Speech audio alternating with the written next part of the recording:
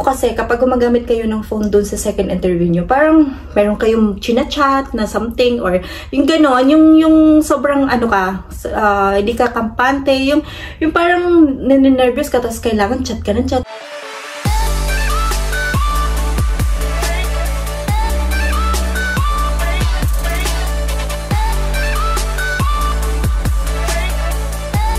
Hello guys! Welcome back sa aking channel. And for today's video guys, pag-uusapan natin kung ano yung naging experience ko nung second time ako nang lumabas ng PH Immigration after ng 3 times upload ko. So, hindi pa rin ganun kadali guys. Kasi, yung first time kong makalabas ng bansa papuntang Thailand as a tourist, so, dapat 1 week lang ako sa Thailand noon. But, naisipan ko mag-cross country going to Dubai. So, hindi ako nakabalik ng return date ko after ko ng Thailand. So, gusto kong ikwento sa inyo yung naging experience ko na naman sa PH Immigration.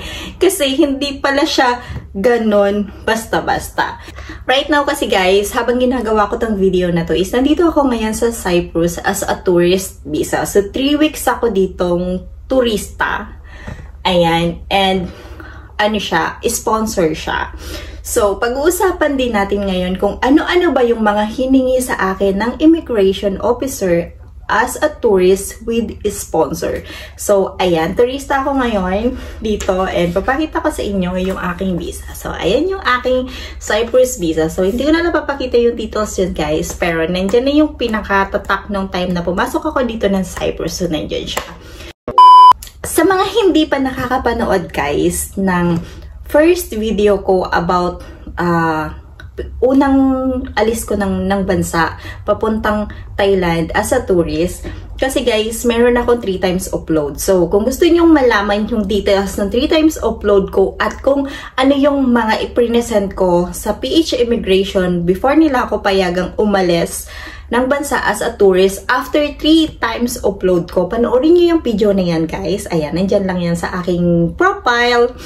And mag-jump na kayo dito. Kasi ang pag-uusapan naman natin ngayon is tourist visa na with sponsor siya. At kung ano yung mga requirements na hiningi sa akin.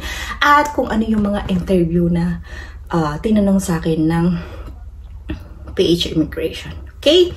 Bilang nakalabas na ako ng bansa nung August lang yon, this same year lang siya, August. So 1 week akong tourist sa Thailand at that time. So ayan, first time ko makaalis after 3 times upload ko. So syempre tuwan-tuwa ako nun guys. Then after ko ng 1 week sa Thailand, nag-cross country ako going to Dubai. Kasi sabi ko, okay lang naman siguro yung mag-cross country ako. Kasi turista rin lang din naman ako. And babalik ako ng Pilipinas after 2 weeks. So, eto na. Nakabalik na ako, guys. So, total of vacation ko is 3 weeks siya. Kasama yung Thailand and Dubai ko. So, bumalik na ako ng Pilipinas. And today, pupunta ako ng Cyprus with tourist visa with sponsor. Guys, yung first labas ko is Terminal 1 yon. So, ngayong lumabas ako is Terminal 3 naman. Sa Terminal 3 na yon guys, doon ako na-upload ng 3 times.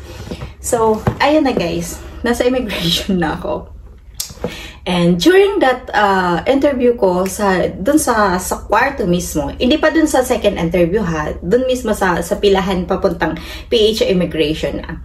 Ngayon, tinanong ako nung immigration about my last name kasi yung upload ko kasi before is using my ex-husband last name. So, right now kasi, nung lumabas na ako ng bansa, nung first ko ng Thailand is using my single last name na. So, tinanong niya ako, sabi sa akin,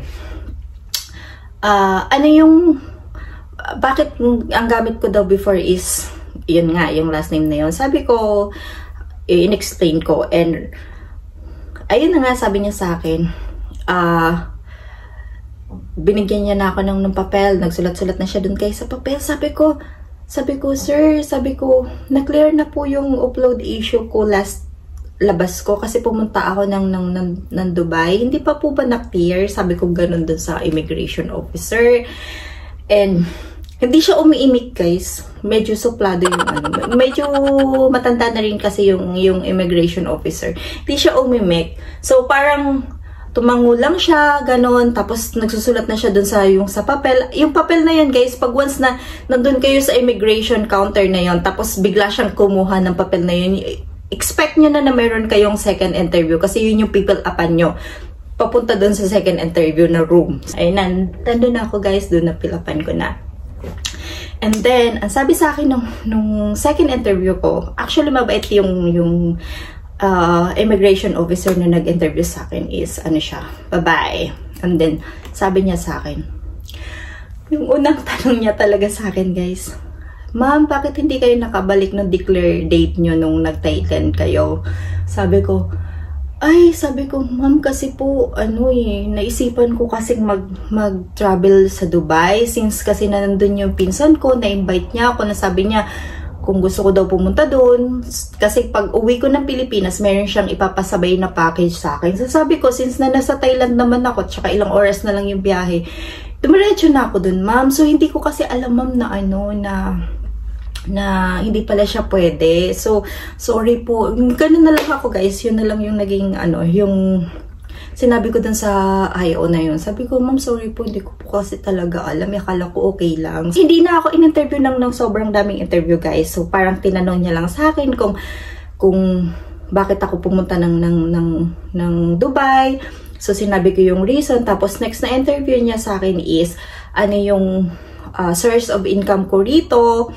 Tapos, sa Pilipinas pala, ano yung source of income ko sa Pilipinas.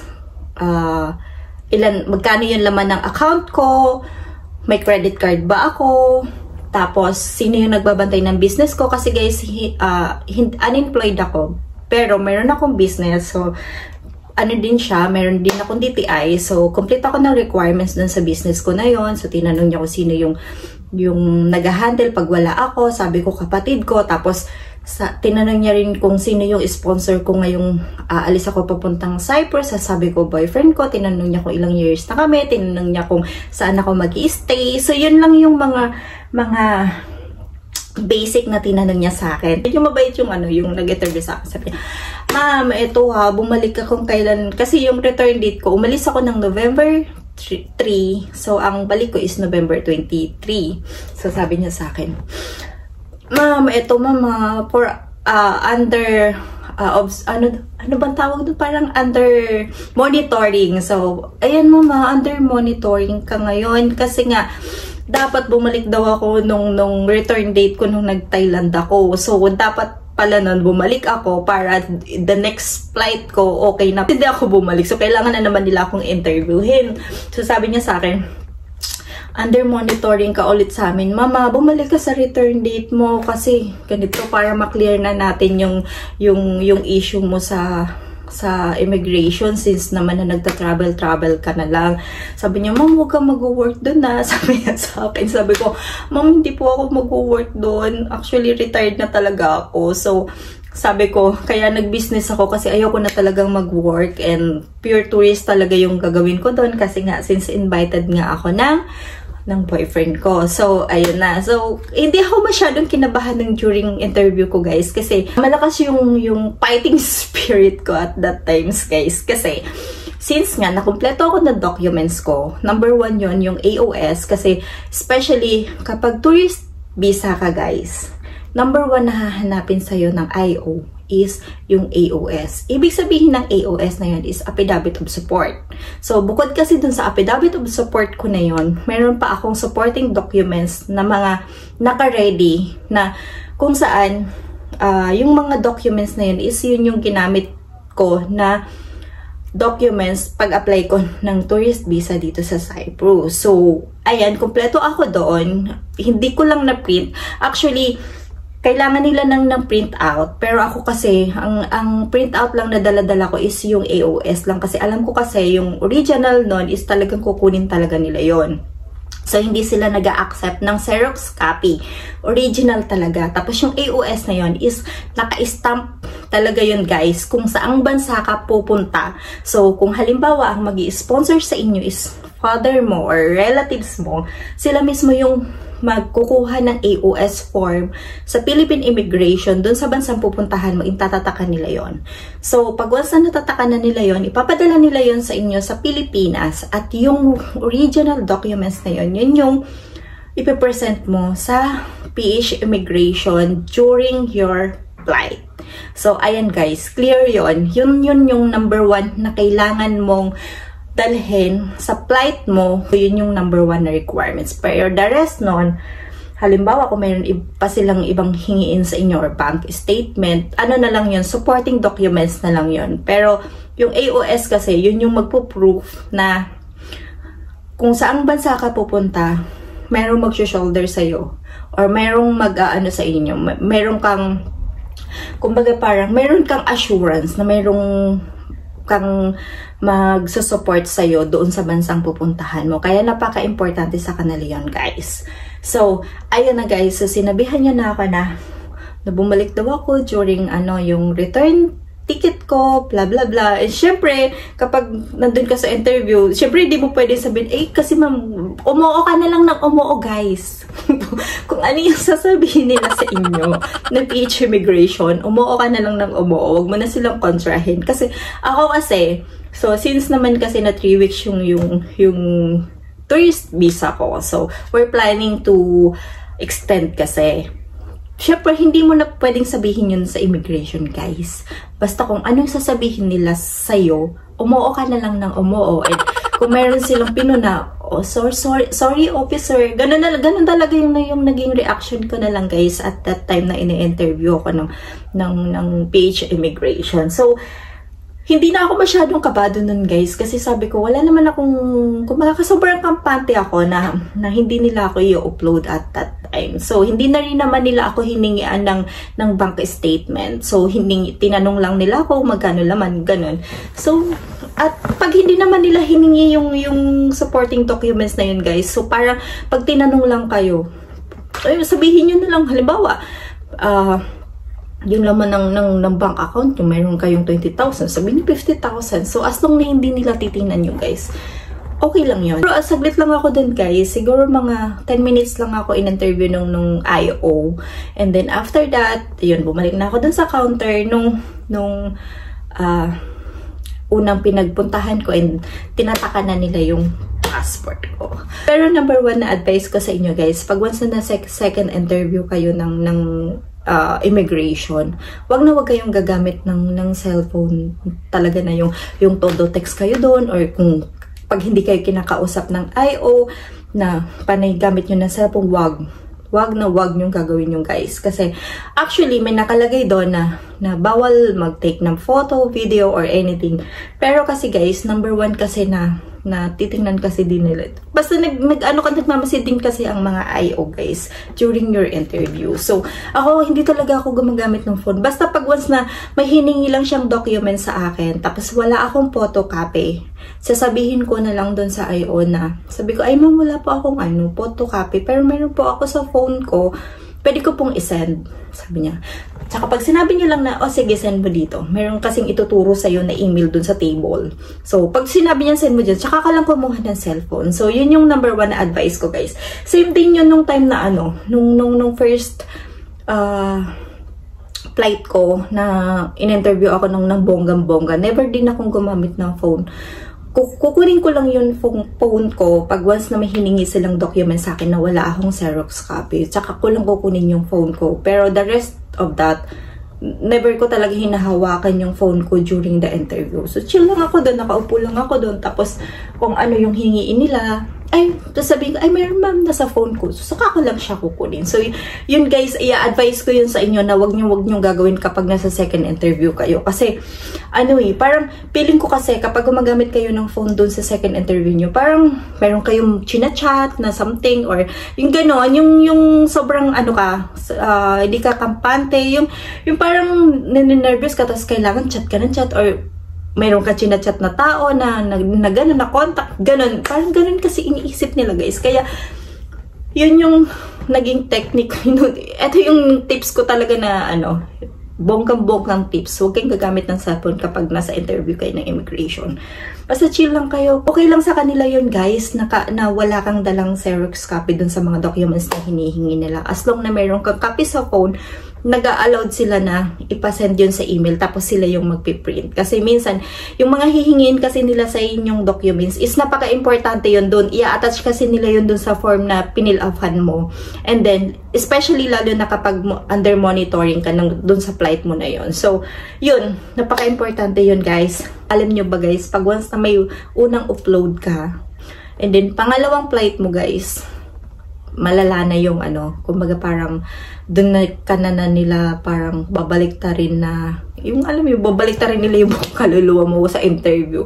So, yun talaga. Kaya as much as possible sa unang flight yung mas maganda na makalabas agad kayo ng bansa. Kasi pag once na may upload history kayo, yun na, sobrang pahirapan na yung second attempt nyo, third attempt nyo. Ako nga, yung last na labas ko is fourth attempt yun eh. So, ayun, thank God. It's okay naman kasi actually pinaghandaan ko talaga yun. Although hindi siya sponsor visa, self-fund yun, yung unang flight ko. So, syempre, niready ko na talaga lahat. Nag-prepare talaga ako nung fourth attempt ko. And ayun nga, nakalabas naman ako. And this time naman na second flight ko naman, tourist with sponsor naman siya. So, yun lang naman, guys, yung kailangan mo kapag mag-flight ka na under sponsor ka. Number 1 talaga yung AOS na yun, hihingiin nila sa inyo yun. Kasi nga, kahit sabihin mong kapatid mo, kaibigan, actually, mas inaano nga nila, guys, yung talagang relatives yun. Hindi ko lang alam kung sa kaibigan is pwede siya, pero ang kasi nila hanggang 3rd degree, so hanggang tita, so ganun, pagka mag-anak. So ako kasi boyfriend ko yung nag-sponsor sa akin. Ang hihingiin, pag once na ang hihingiin sa inyo, halimbawa, ang sponsor mo, boyfriend mo, syempre hihingiin nila sa inyo, sa'yo is yung kung nag-meet na kayo, yun yung mga tanong related sa inyong dalawa. Kung nag-meet na kayo, kung umuwi na ba ng Pilipinas yung boyfriend mo, kung may picture together pa kayo. Basta yun, ma-proof mo lang yun, guys, so hindi ka magkakaroon ng problema. Or kung kamag-anak mo naman yung mag-i-invite sa inyo, number 1 na hihingiin siguro sa inyo is yung birth certificate. Especially lalo na kung halimbawa, father or mother nyo, birth certificate, or kapatid nyo, yun, birth certificate, importante yun, guys. Hinihingi yun, alam ko. Tapos kung hindi man birth certificate or halimbawa kung tita yung mag-i-invite sa inyo, hihingin kung mayroon kayong picture together, birth certificate din to prove na magtita nga kayo. So yun, guys, napaka-importante talaga yun. So kaya better to be prepared talaga, guys, kasi sobrang kapag na-upload ka, sobrang trauma, and yung mga gastos mo, hindi mo maibabalik, especially yung mga hotels, booking, and especially kapag nag-booking ka through online. So, hindi ganun kadali yung refund. So, much better na maging prepared talaga kayo sa mga, sa mga documents nyo.